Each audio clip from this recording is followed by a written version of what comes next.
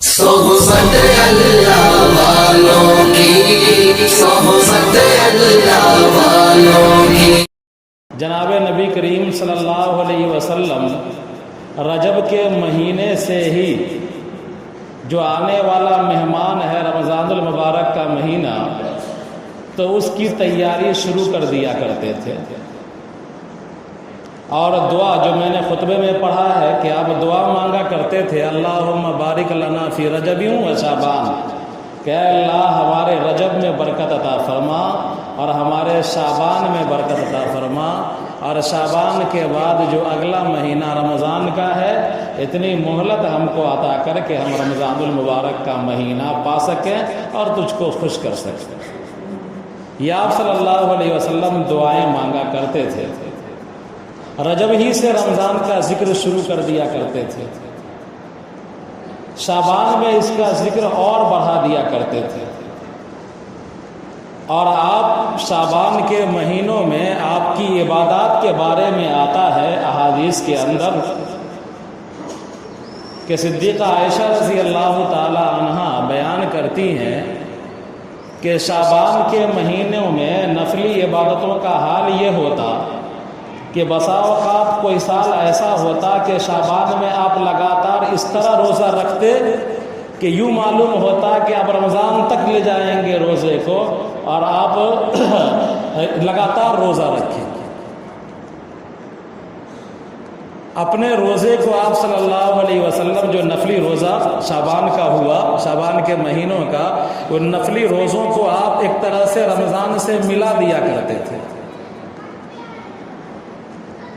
پوچھا گیا آپ صلی اللہ علیہ وسلم سے کہ اللہ کے رسول صلی اللہ علیہ وسلم آپ شعبان میں اتنا اہتمام عبادات کا کیوں کرتے ہیں، اور بطور خاص روزوں کے متعلق کہ آپ اتنی کثرت سے شعبان میں روزہ کیوں رکھتے ہیں؟ تو اللہ کے رسول صلی اللہ علیہ وسلم نے جو ارشاد فرمایا اور جو حکمت بیان کی وہ یہ تھی کہ آپ صلی اللہ علیہ وسلم نے فرمایا کہ شعبان میں بندوں کے اعمال اللہ کے حضور پورے سال کے پیش کیے جاتے ہیں۔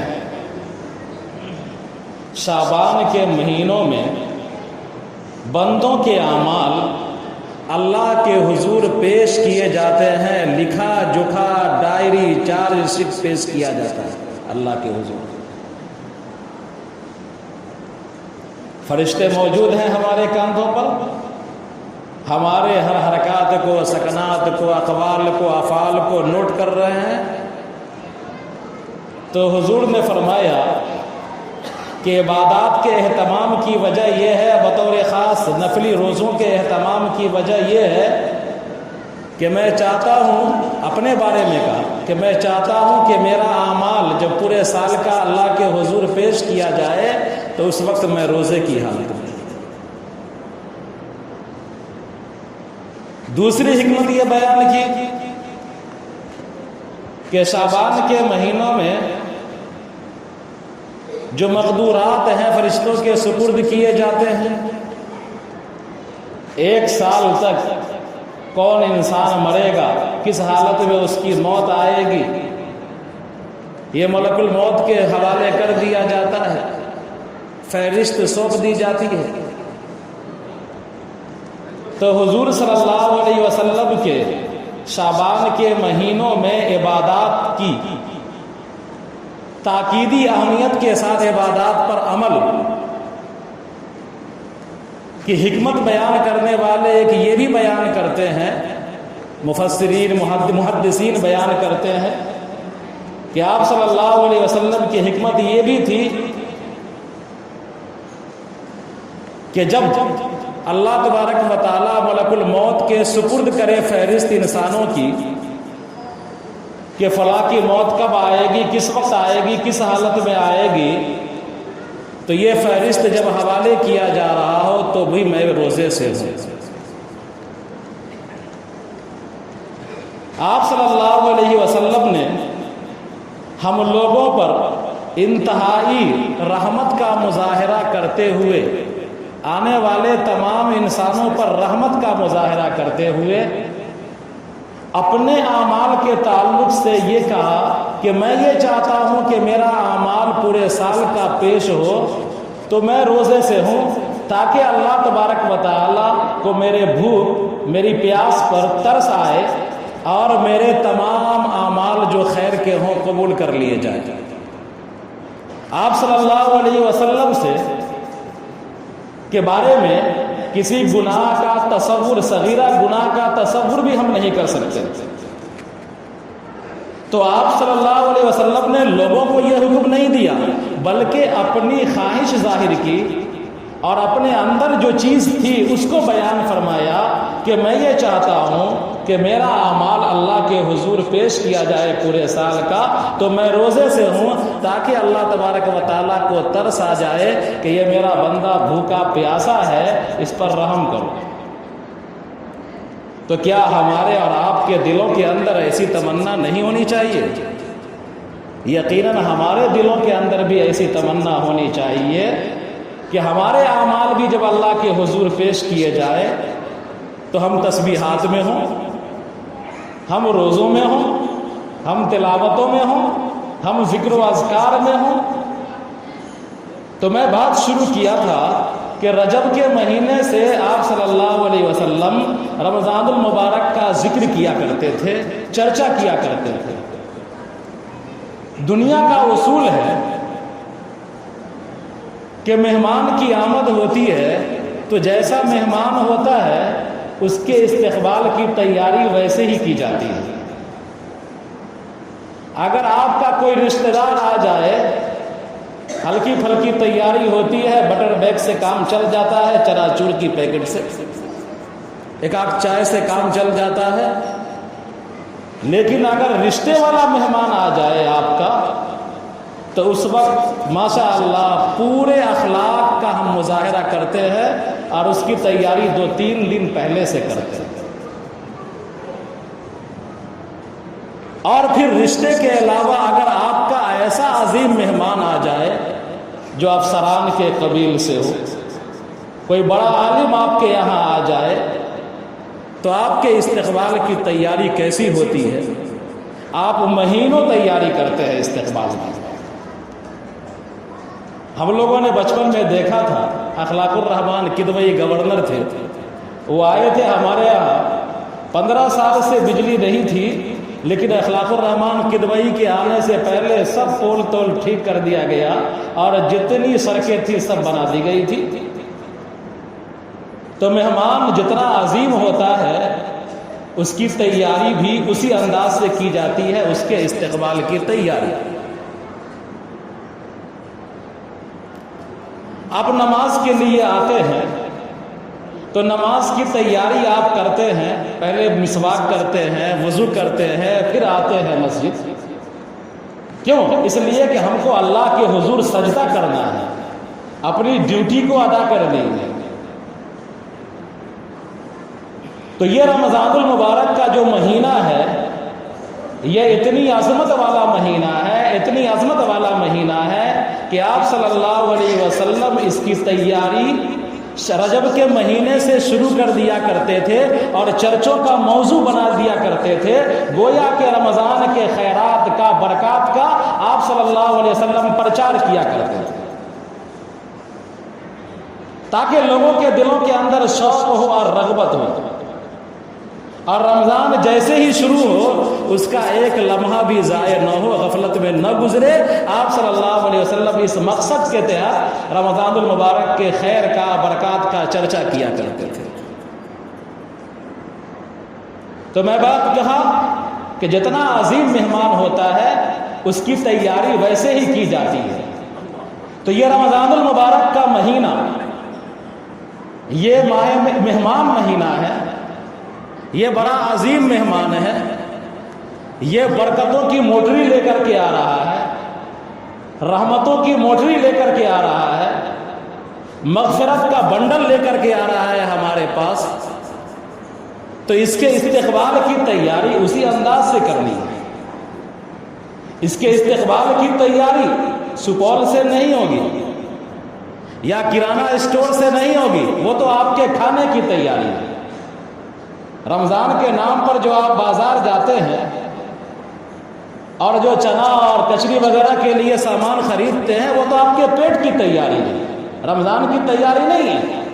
نام آپ دیتے ہیں رمضان کی تیاری کے لیے، لیکن وہ رمضان کی تیاری نہیں ہے، وہ تو آپ کے پیٹ کی تیاری ہے، کھیت کی تیاری ہے۔ لیکن رمضان کی تیاری یہ ہے کہ آپ شعبان کے مہینوں میں کچھ روزہ بھی رکھ لیا کیجئے،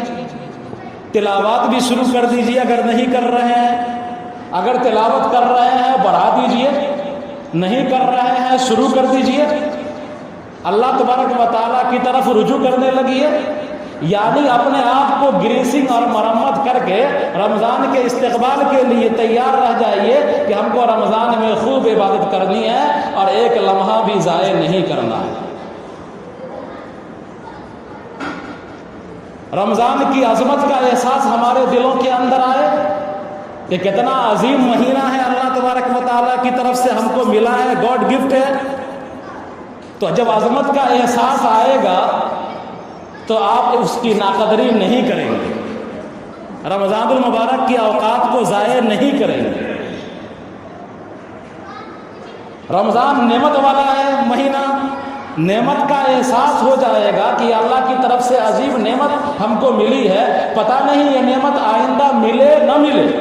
اور نعمت کی کا شکریہ ادا کرنے سے نعمت بڑھتی ہے، اور نعمت کی ناشکری کرنے سے، ناقدری کرنے سے نعمت گھٹ جاتی ہے۔ تو اگر ہم اس مرتبہ رمضان کی قدر نہیں کریں گے اس نعمت کی، تو پتہ نہیں اگلا رمضان ہم کو ملے نہ ملے۔ تو نمبر ایک، اس ماہ مبارک جو آ رہا ہے اس کی عظمت کا احساس ہمارے دلوں کے اندر ہونا چاہیے۔ یہ اللہ کی طرف سے عظیم نعمت ہے، اس کا احساس ہمارے دلوں کے اندر ہونا چاہیے تاکہ ہم نعمت کی قدر کر سکیں۔ اللہ کی طرف انابت اللہ، اللہ کی طرف رجوع ہونا چاہیے کہ بھائی اب تک تو ہم کاروبار میں لگے ہوئے تھے، کھیت کھلیان کھیت پتھار میں لگے ہوئے تھے، دیگر مشاغل میں لگے ہوئے تھے، کھیل کود میں لگے ہوئے تھے، لیکن اب ماہ مبارک آ رہا ہے، مہمان آ رہا ہے، اب ہم کو تھوڑا سا ان چیزوں کو کم کر دینا ہے۔ تو آپ کو انابت اللہ کی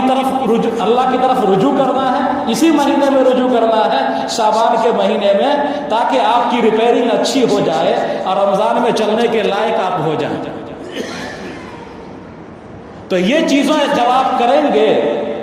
تو خود بخود آپ کے دلوں کے اندر رمضان المبارک کو صحیح طور پر گزارنے کی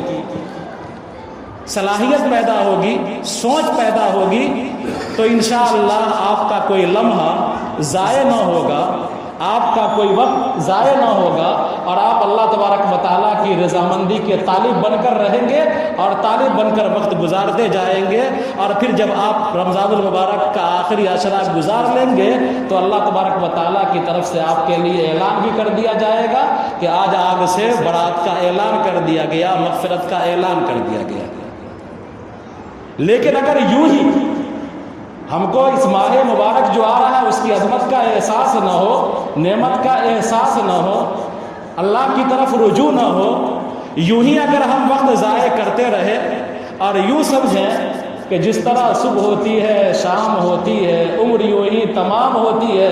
سورج نکلے نہ نکلے کیا فرق پڑے گا، ہم کو تو سوتے رہنا ہے۔ ارے آدھی چلے، بجلی آئے، کچھ گرے، ہم کو کیا لینا دینا، ہم کو تو اپنا موبائل چلاتے رہنا ہے پوری رات۔ ملک میں کچھ ہو جائے، مسلمانوں پر کون سی بھی آفت آ جائے، لیکن ہم کو اپنا لہو و لعب جاری رکھنا ہے، دن میں نہ کرنا ہے تو رات میں کرنا ہے۔ اگر یہی رہا جو ہمارا طرز ہے، جو طرز عمل ہماری قوم کا ہے، اگر اسی طرز عمل کے مطابق ہم زندگی گزارتے رہے